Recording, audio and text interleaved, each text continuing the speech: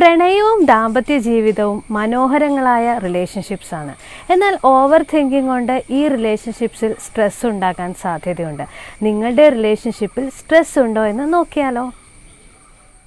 നിങ്ങളുടെ റിലേഷൻഷിപ്പിൽ സ്ട്രെസ് ഉണ്ട് എന്നതിനുള്ള ആദ്യത്തെ ലക്ഷണം ഉപേക്ഷിക്കപ്പെടുമോ എന്നുള്ള ഭയമാണ്. ഈ ഭയമുണ്ടെങ്കിൽ അത് ആത്മവിശ്വാസത്തെയും റിലേഷൻഷിപ്പിനെയും സാരമായി ബാധിക്കാം. സ്ട്രെസ്സിൻ്റെ രണ്ടാമത്തെ ലക്ഷണം അനാലിസിസ് അല്ലെങ്കിൽ വിശകലനമാണ്. മെസ്സേജസ് മുതൽ ബോഡി ലാംഗ്വേജസ് വരെ അനലൈസ് ചെയ്യപ്പെട്ടേക്കാം. പാർട്ട്ണർ സ്ഥിരമായി ചെയ്യുന്ന കാര്യങ്ങളിൽ സമയമെടുത്താൽ പോലും സ്ട്രെസ് ഉണ്ടായേക്കാം. മൂന്നാമത്തെ ലക്ഷണം സ്ഥിരമായ ഉറപ്പാണ്. സ്ട്രെസ് ഉണ്ടെങ്കിൽ പാർട്ട്ണറോട് സ്ഥിരമായ ഉറപ്പ് എപ്പോഴും ആവശ്യപ്പെട്ടുകൊണ്ടേയിരിക്കും. ഇപ്പോഴും എന്നെ സ്നേഹിക്കുന്നുണ്ടോ, എന്നോട് ദേഷ്യമുണ്ടോ എന്നെല്ലാം ചോദിച്ചുകൊണ്ടേയിരിക്കും. നെക്സ്റ്റ് വൺ, സ്ട്രെസ് ഉണ്ടെങ്കിൽ അസൂയയും സംശയവും ഉണ്ടാകും.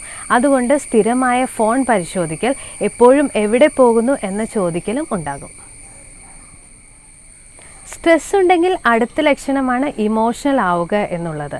ജീവിതത്തിലെ ഓരോ ഉയർച്ച താഴ്ചയിലും അമിതമായി വിഷമിക്കുക അല്ലെങ്കിൽ ദേഷ്യപ്പെടുക എന്നുണ്ടെങ്കിൽ അവിടെ സ്ട്രെസ് ഉണ്ട്.